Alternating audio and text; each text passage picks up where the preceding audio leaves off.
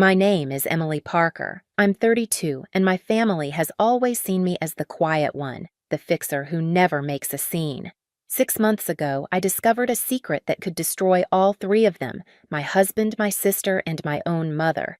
I planned to keep it hidden, let them believe I was too weak to fight back. Until my birthday dinner. That night, in one of Manhattan's most elegant restaurants, my sister stood, placed a hand on her stomach, and made an announcement meant to shatter me. I just smiled because I already knew how this story would end. Before I tell you, let me know where you're watching from and hit like and subscribe. It was snowing that night, the kind of light, almost delicate snowfall that looks like it belongs in a holiday postcard.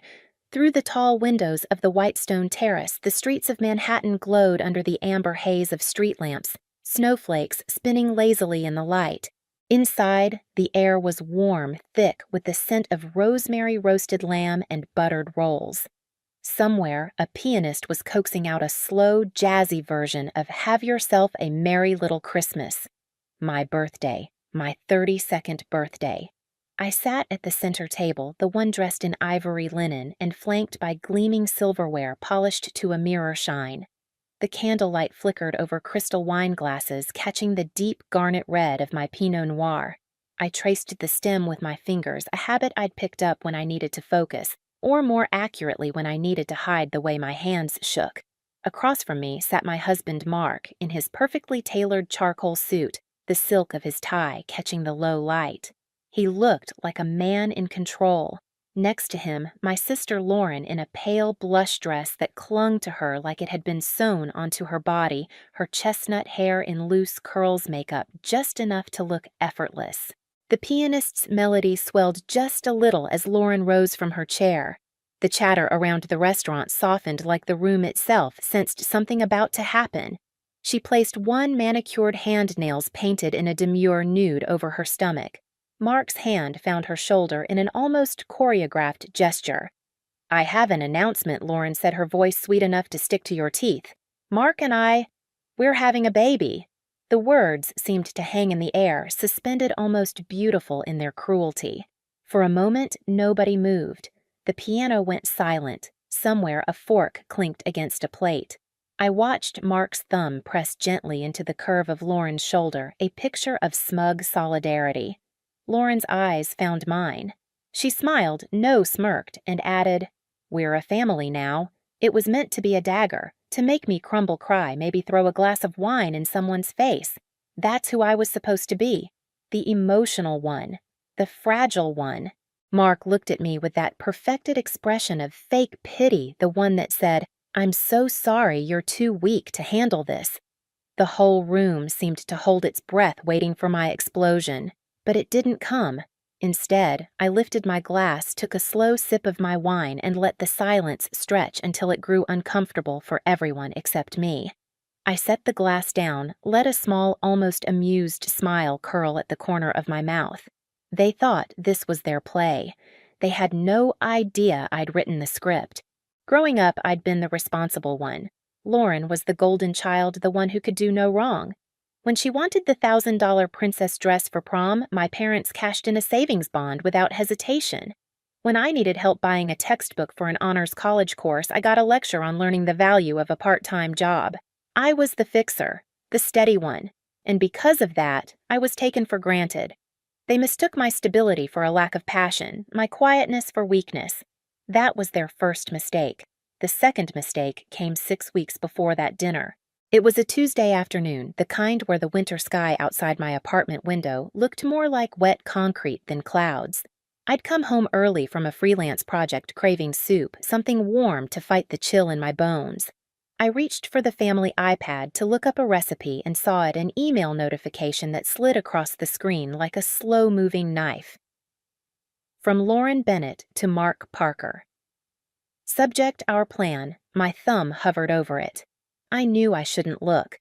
It felt like standing on the edge of a cliff wind pulling at my coat, but I tapped it open anyway. The words hit like a fist to the sternum. The affair laid out in nauseating detail. Places, dates, Lauren's breezy jokes about me being too distracted to notice, and then the last paragraph, the one that made my skin turn cold and my stomach churn. They planned to announce the pregnancy at my birthday dinner. The public humiliation would force me into a quick, quiet divorce so they could take everything. She'll be too broken to fight back, Lauren had typed. She never fights back. The iPad slipped from my hands, hitting the tile floor with a sharp crack that seemed to echo the cracking in my chest. I stumbled into the bathroom and locked the door, pressing my back against it as if I could hold the whole world out. My eyes stayed dry. I didn't scream. I just opened my mouth and let out a silent, ragged gasp as the life I thought I had evaporated. That was the only moment of weakness I allowed myself. One silent scream. Then the grief hardened into something else, something colder, sharper. Rage. I picked up my phone and called Jessica Miller, my best friend since college, a woman who could smell trouble before it even turned the corner. "Jess?" I said, my voice steady in a way that surprised even me. "It's happened." "What? No, Emily, where are you?" Her voice sharpened instantly the way it always did when she sensed I was hurt. "At home," I said. But I'm not going to cry. I'm going to burn it all down. Even then, I didn't know just how far the roots of this betrayal went. I only knew this they thought I would take it, that I'd bow out quietly broken. That was the last thing I planned to do. And as I sat there in the warm glow of the Whitestone Terrace 6 weeks later, my glass of Pinot in hand, a single white rose in the vase between us, a rose I'd brought myself. I already had every piece I needed for the endgame. They just didn't know it yet. The night after I read that email, sleep didn't come. Not even the restless kind, the kind where your body drifts, but your mind keeps running laps. I lay in bed, staring at the ceiling, tracing the faint water stain near the corner, a reminder of the leaky roof the landlord kept promising to fix. Every few minutes, the radiator hissed, releasing a puff of heat that felt too warm for my skin. My phone sat on the nightstand screen dark, but my mind was lit up with one single, relentless question. How long has this been going on? Betrayal feels like drowning. One moment you're breathing, the next you're thrashing in water you didn't even see coming. By 4:30 a.m., I'd given up pretending to rest. I slipped into my robe, padded barefoot into the kitchen, and made coffee, not because I needed caffeine, but because I needed something to do with my hands. The steam curled up from the mug. My fingers wrapped around the ceramic grounding me. That's when another memory surfaced, uninvited a year ago, sitting on the edge of our bed, tears soaking the collar of my t-shirt while Mark stroked my hair. "It's not you, Em," he'd whispered, voice heavy with what I thought was compassion. "The doctor said, I'm fine. It must be you." At the time, I'd believed him. I'd carried the weight of that sentence for 12 months, the unspoken, "you're broken," ringing louder than any apology he gave. But now I couldn't stop replaying it with a different lens. If Mark was capable of orchestrating this, could I trust that moment? Could I trust anything? The thought was like a stone in my stomach. And suddenly, I knew exactly what I needed to do. Jessica picked up on the second ring, her voice still groggy from sleep.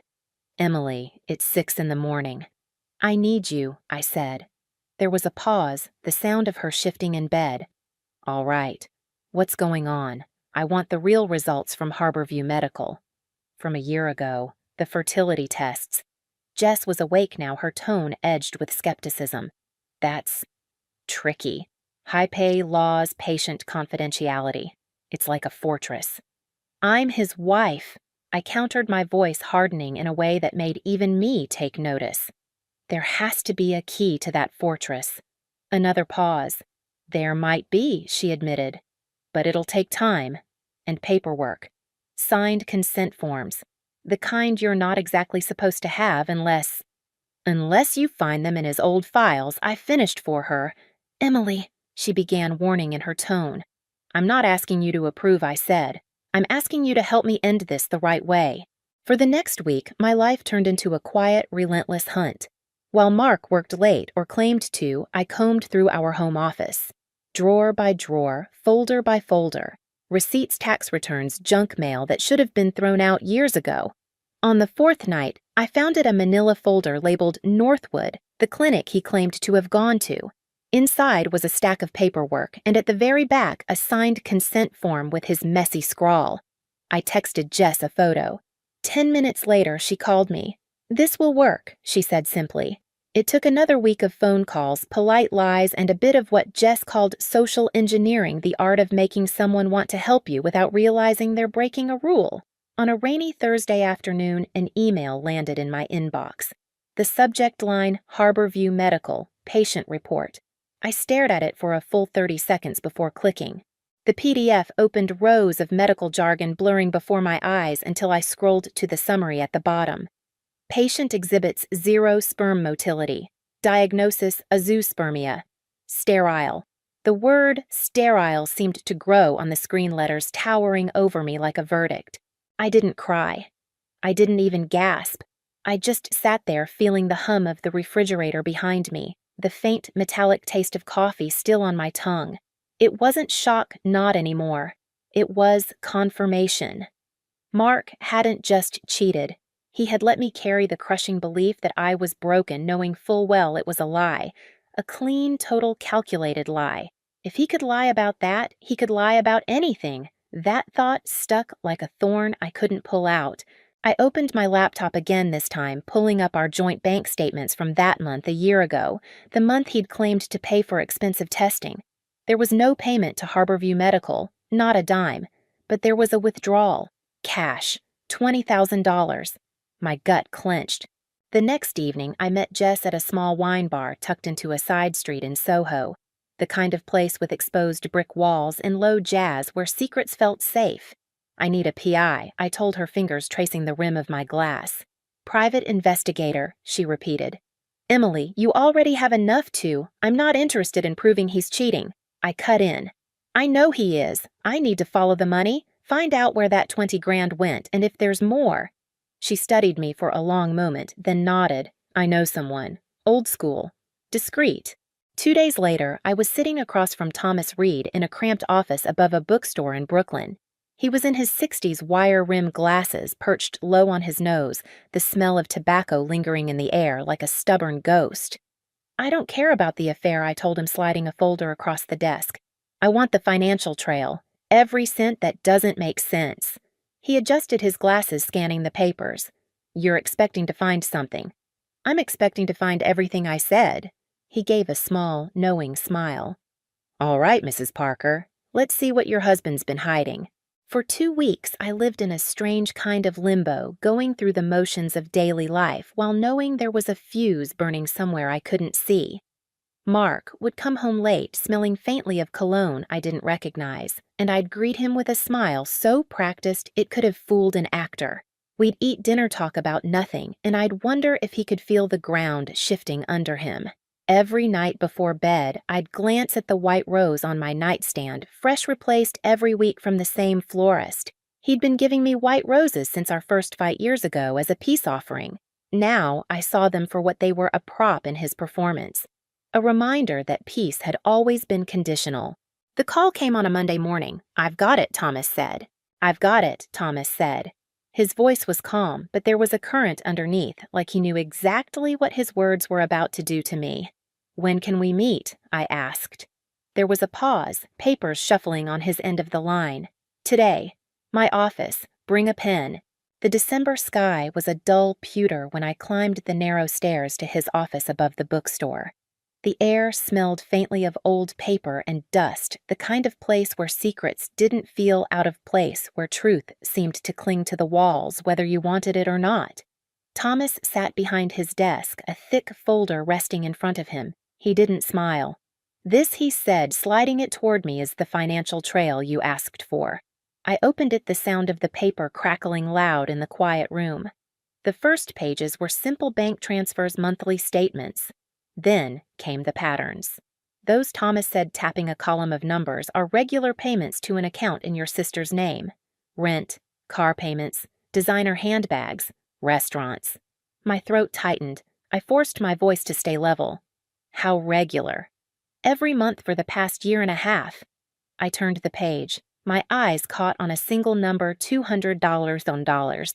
The note beside it read, "Corporate account transfer. Title company." That's a down payment, Thomas said.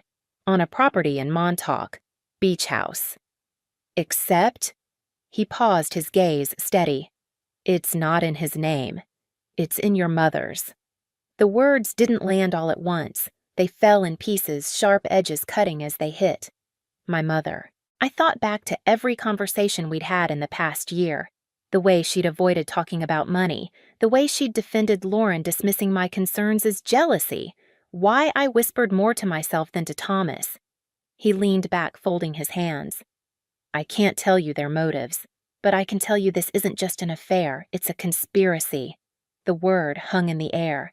Heavy. Final. That night, I drove out to Portsmouth, the town where we'd grown up, the coastal air sharp with winter salt. My mother's house looked the same pale blue siding, the porch light casting a warm halo in the early dark. She opened the door, surprise flickering across her face before she masked it. Emily, I wasn't expecting I know about the house, I said. Her eyes darted away. I don't know what you're talking about. I stepped inside, letting the door swing shut behind me. The smell of cinnamon and cloves wrapped around us. The Montauk property. $200,000. From Mark's company account. In your name. Her mouth tightened. Emily, you don't understand. Oh, I understand perfectly. My voice was cold controlled. You chose them over me. She flinched, but she didn't deny it, and that more than anything told me everything I needed to know. Driving back to the city, the snow was heavier, the wipers working in steady, rhythmic arcs. My mind was a tangle of images. Lauren's smirk, Mark's rehearsed pity, my mother's eyes refusing to meet mine. I gripped the steering wheel tighter, the leather warm under my palms from the car's heater. Somewhere deep down, the hurt had burned itself into something else. Not just revenge, precision. The next morning, I found myself in a florist's shop on West 72nd, the air humid with the scent of roses and lilies. A young woman behind the counter smiled at me. Special occasion, she asked. I looked down at the row of white roses in the cooler, perfect, unblemished blooms. Mark's flower of choice for apologies, for manipulation, for control. Yes, I said, meeting her eyes. Very special. I bought one. Just one. In the weeks that followed, I kept my movements careful, deliberate. To Mark, nothing had changed. We went to dinner. We attended a holiday party at one of his colleagues' lofts. I smiled in photos, let him rest his hand on the small of my back. Inside, I was building something, a quiet architecture of truth and timing. Jess knew pieces of it enough to help me without asking too many questions. Thomas had provided the documentation. All that remained was delivery. 2 days before my birthday, I stood in front of my closet, the light from the window spilling across the floorboards. I chose a dress I'd never worn in front of Mark, deep emerald satin that clung to my waist, the color making my eyes look sharper in the mirror.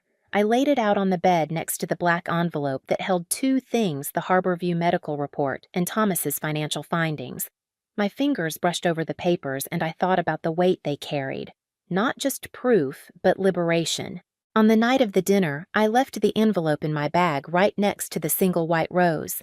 As I walked into the Whitestone Terrace, the smell of seared steak and fresh bread wrapped around me, the soft murmur of conversation blending with the pianist's warm chords.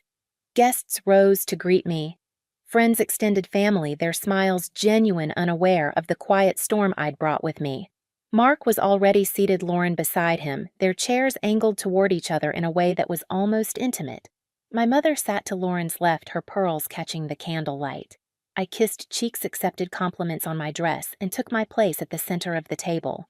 The rose sat in my bag, its petals still cool from the florist's case. I caught Lauren watching me, a flicker of confusion in her eyes at my composure. She didn't know she was standing on a stage I'd built under lights I controlled, and soon the curtain would rise. The Whitestone Terrace was always beautiful, but that night it felt almost cinematic. The golden glow from crystal chandeliers, the crisp white of linen tablecloths, the clink of cutlery softened by the hum of conversation. The snow outside made everything sharper, as if the world beyond the glass was holding its breath, too. I could smell truffle oil drifting from the kitchen, the faint sweetness of champagne in the air. My fingers brushed the cool leather of my purse where the black envelope rested its edges, digging lightly into my palm. Inside, truth waited like a blade. Mark leaned toward me, his cologne sharp, a little heavier than usual. "Happy birthday, Em," he said, sliding a glass of wine toward me. I smiled. "Thank you." My voice was calm, my pulse steady, not because I wasn't nervous, but because I had rehearsed this moment in my head 100 times. Across the table, Lauren's eyes flicked to mine. She was glowing, cheeks flushed, lips painted a shade too bold for a family dinner. My mother sat between us, pearls perfectly aligned along her collarbone, hands folded neatly in her lap. Halfway through the main course, filet mignon for most, seared salmon for me, Lauren rose from her chair. The movement drew attention immediately. Even the pianist slowed his melody as if sensing the shift. She placed one hand over her stomach, a gesture so perfectly staged it could have been lifted from a magazine spread. Mark stood just enough to rest his hand on her shoulder, his thumb grazing the fabric of her dress. "I have an announcement," she said, her voice carrying easily over the table. "Mark and we're having a baby." A ripple went through the guests' gasps, murmurs, the scrape of a chair leg on the hardwood floor. Somewhere to my right, someone's fork clinked against their plate and stayed there motionless. Lauren's eyes found mine. She smiled. Nose smirked as if she had just won a prize she'd been chasing her whole life. "We're a family now," she added, her tone honeyed, but her words sharpened to cut. I knew what everyone expected, that I'd break, that I'd cry, maybe shout, maybe even storm out. That was the Emily they knew, the one they thought could be shattered by a single blow. Instead, I picked up my wine glass, turned it slowly by the stem, and took a sip. The Pinot Noir was warm on my tongue, a deep, velvety red that felt like armor. I set the glass down, smiled, let the silence spread slow and deliberate until it wrapped around the table like a fog. People shifted in their seats. My mother's hand twitched toward her water glass but didn't pick it up. Lauren's smirk wavered, just slightly. "They thought this was their play," I said finally, my voice carrying across the table without effort. "But they don't know I wrote the script." A couple of guests glanced at each other, confused. Mark's jaw tightened, his hand still on Lauren's shoulder. I lifted my glass again. To family, I said, my gaze steady on Mark. Then I let the next words drop like a stone. "And to the truth." I reached into my purse, fingers brushing the petals of the white rose before finding the envelope. The black paper looked stark against the warm tones of the restaurant. I slid it across the table toward Mark. He frowned. "What's this?" His voice was low, wary. "The truth," I said, "from Harborview Medical. From last year." He opened it, pulling out the single sheet. I watched his eyes flick down the page and then freeze. The color drained from his face so fast it was almost fascinating to watch. "What is this?" he demanded, but his voice cracked on the last word. "It's your medical report," I said, making sure my voice was clear enough for every person at the table to hear. "It says you're sterile, Mark. 0 sperm motility. Which means—" I turned my gaze to Lauren, whose smirk had vanished entirely. "That baby you're carrying can't possibly be his." The room erupted in whispers, gasps, and the occasional muffled, "Oh my God!" Someone dropped a napkin. The pianist stopped playing entirely. Lauren's face went pale, her eyes darting between me and Mark. Her hand slipped from her stomach as though the gesture had suddenly become too heavy to hold. "That's not," Mark started, but I cut him off. "The biggest lie wasn't you sleeping with my sister?" I said, my voice cold as the snow outside. "It was you pretending you could be a father." Lauren inhaled sharply, a sound halfway between a sob and a gasp. She looked at Mark, her voice barely above a whisper. "Mark," but he didn't answer. He was staring at the paper in his hands like it might catch fire. Across the table, my mother's mouth had fallen open. Her pearls seemed to gleam brighter under the lights, each one a perfect little bead of disbelief. I let the silence settle again, the weight of it pressing into every corner of the room. Inside, I felt the first crack of satisfaction. Not joy, not yet, but the knowledge that the facade they'd built was already starting to crumble, and I wasn't done. Not even close. The first blow had landed. I could see it in the way Mark's shoulders hunched in the tremor that passed through Lauren's fingers as she tried and failed to keep them still in her lap. The guests were frozen, some leaning forward as if afraid to miss a single word.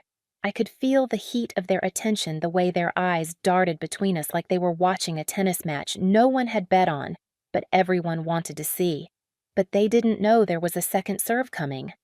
I let the tension breathe for a moment, sipping my wine again, letting the silence stretch just enough for discomfort to grow like vines around the table. Then I turned my gaze to my mother. "And Mom," I said, my tone softer, but only in the way frost is softer than ice. "That beach house is lovely. But when Mark's company finishes their fraud investigation into the missing 200,000, I let my eyes drift to Mark for just a heartbeat before landing back on her. "They're going to want it back." The color drained from her face as if I'd flipped a switch. "Emily," she began, voice low but strained. "You don't understand." "Oh, I understand perfectly." I set my glass down the stem, making a precise click against the table. "I understand you let my husband funnel stolen money into a property in your name. I understand you stood by while he paid my sister's rent, her car, her shopping sprees, all with money that wasn't his to give. And I understand that not once did you think I deserved to know." A collective murmur rose from the table, the kind of sound that makes the air itself feel charged. Mark's chair scraped loudly against the floor as he shot to his feet. His face had turned a deep, blotchy red. "You witch!" he spat, lunging across the table. Two of the restaurant's security staff appeared almost instantly, their large hands gripping his arms and pulling him back before he could get close enough to touch me. He struggled, cursed, kicked the picture of a man unraveling in real time. Lauren sat frozen, eyes wide, mouth slightly open, as though she couldn't quite process that the night had veered completely off the script she'd imagined. I stayed seated, calm, watching the storm I'd unleashed tear through the facade they'd built. When the security guards dragged Mark toward the door, I rose slowly from my chair, smoothing the satin of my emerald dress with one hand. My purse sat beside my plate, the white rose still nestled inside. Lauren snapped out of her daze just enough to reach for me, her fingers clamping around my forearm. "Emily, please." Her voice cracked, the desperation raw and unpolished. I looked down at her hand, then back into her eyes. There was fear there now, and something else, the dawning realization that this wasn't just about a broken marriage or a ruined dinner. This was about every bridge they'd burned and thought they'd never have to cross again. "I'd save your please," I said evenly, pulling my arm free. "And I'd call Ryan. He deserves to know he's going to be a dad." Her face crumpled, tears welling fast. My mother's hands covered her mouth, her eyes wet but unblinking, as if she couldn't quite decide whether to speak or stay silent. I slid the white rose from my purse and placed it gently on the table in front of Lauren. For years, it had been a token of truce, a prop in Mark's performance. Tonight, it was something else entirely, the last piece of a costume they could no longer wear. Without another word, I turned and walked toward the heavy oak doors. The sound of my heels on the polished wood floor was steady, almost musical against the low hum of whispers and the muffled shouts still coming from outside where Mark was being restrained. Jessica was already there, standing just inside the entrance, her expression a mix of pride and fierce protectiveness. She fell into step beside me as we pushed the doors open. The cold night air hit my skin like a baptism. We walked to her car in silence, the snow crunching softly under our feet. Behind us, the white stone terrace was still lit, its windows glowing like a stage I'd just stepped off for the final time. As Jessica started the engine, she glanced at me. "You okay?" I looked out at the falling snow, the city lights turning each flake into a spark before it melted into the street. "I'm breathing," I said, and for the first time in a long time, it was true. The next 6 months would be a blur, lawyers' depositions, the kind of paperwork that came in stacks heavy enough to bruise your hands. But that night, walking away from that table, I already knew the story wasn't ending. It was just changing narrators. 6 months is a strange stretch of time. Long enough for seasons to change, short enough for the scars to still feel tender. The first 3 weeks after that dinner were a blur of phone calls and legal consultations. Mark tried calling me 3 times once from his personal number, twice from numbers I didn't recognize. I didn't pick up. His voicemails were a mix of rage and pleading, each one sounding more unhinged than the last. Jessica insisted on staying with me for the first week, claiming she didn't trust the idiot not to show up in person. She stocked my fridge, forced me to eat, and reminded me to breathe whenever my mind wandered into dark corners. The divorce moved faster than I'd expected, partly because Mark was too busy trying to plug the leaks in his company's accounts, partly because my attorney was a quiet predator in a navy suit. Every time my lawyer slid another document across the table, I felt a little more of the weight lift. The prenup, something Mark had once insisted was just a formality, turned out to be my shield. Combined with the evidence from Thomas and the Harborview report, it left him with little to bargain with. By April, the settlement was finalized. I got more than I'd dared hope for: a clean split, no debts in my name, and a payout that would keep me comfortable while I figured out what came next. Mark's downfall didn't stop at the divorce.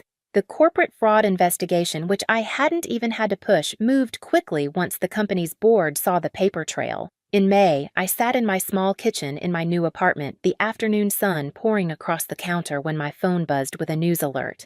Former finance executive Mark Parker sentenced to 5 years for embezzlement. There was a grainy photo of him being led out of a courthouse in handcuffs. His hair looked thinner. His suit didn't fit quite right. I stared at the image for a long moment, waiting for something. Satisfaction, relief, even joy. But there was nothing, just a quiet understanding that his chapter in my life was closed. By June, I'd left Manhattan. I didn't want the city's noise or the constant reminder of where everything had fallen apart. Instead, I moved south to a modest apartment in Asheville, North Carolina, a place where the air smelled like pine and rain and the mountains stretched like open arms in the distance. The rent was reasonable.